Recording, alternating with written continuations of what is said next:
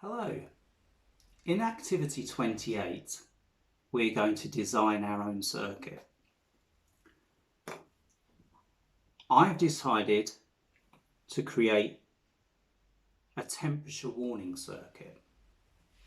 And for that, I'm going to use 4 cells.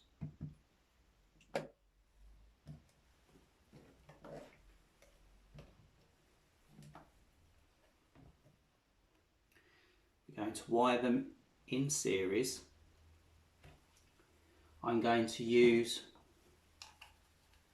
a thermistor, you can see the circuit symbol here, as my control device.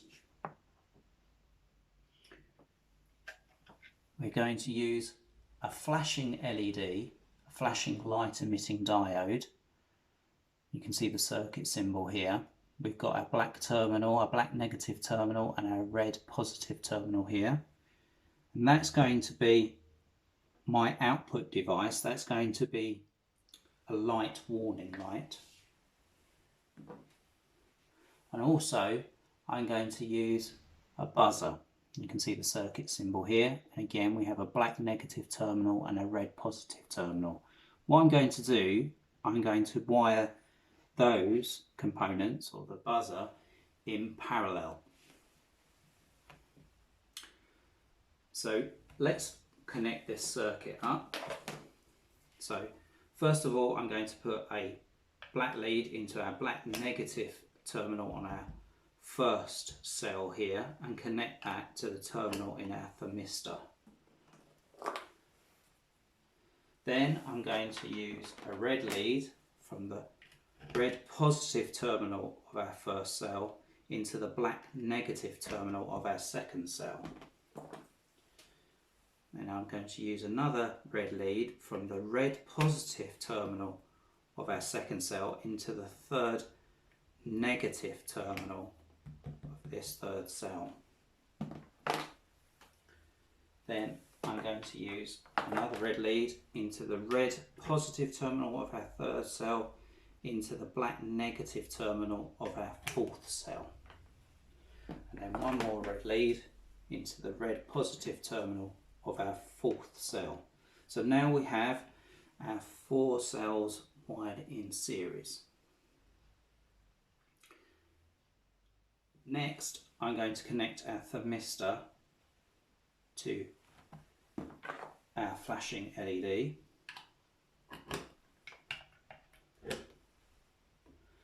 And then I'm going to connect this lead into the red positive terminal of our flashing LED. Now just about see that our flashing LED is working. So that tells us already that our circuit is live. So the idea behind this circuit is that I want to protect something, either an environment or another unit, from excessive heat. And I can use that by using the thermistor. From previous activities, we know that when the ambient temperature around our thermistor increases, the resistance to the circuit decreases. And by doing that and connecting our buzzer, as the temperature increases, our buzzer should sound, and that would be our warning. Our flashing LED will be much brighter, but also as the temperature increases, our buzzer will sound, and that will be our warning. So we have a visual output and an audio output for our warning circuit, our temperature warning circuit. So I'm going to connect with a red lead to the positive terminal of our flashing LED to the positive terminal of our buzzer, and then going to connect a lead from the negative terminal of our flashing LED to the negative terminal of our buzzer. Now Our circuit is now complete, and as you can not hear, the buzzer isn't sounding.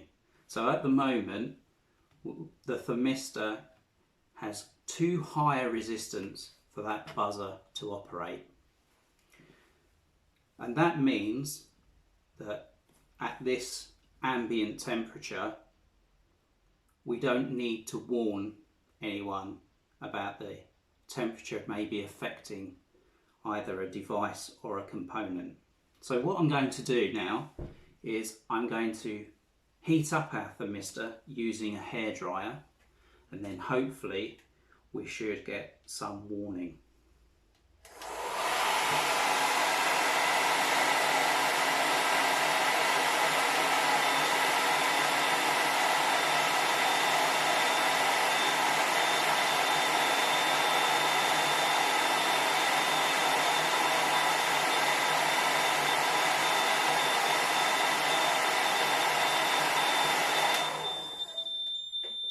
Okay, so there you go, our circuit is working. We now have a visual and audio alarm letting us know that potentially there's a danger to either a device or a component, or that the environment is too warm. So we have created a temperature warning device. Have a look at the different components.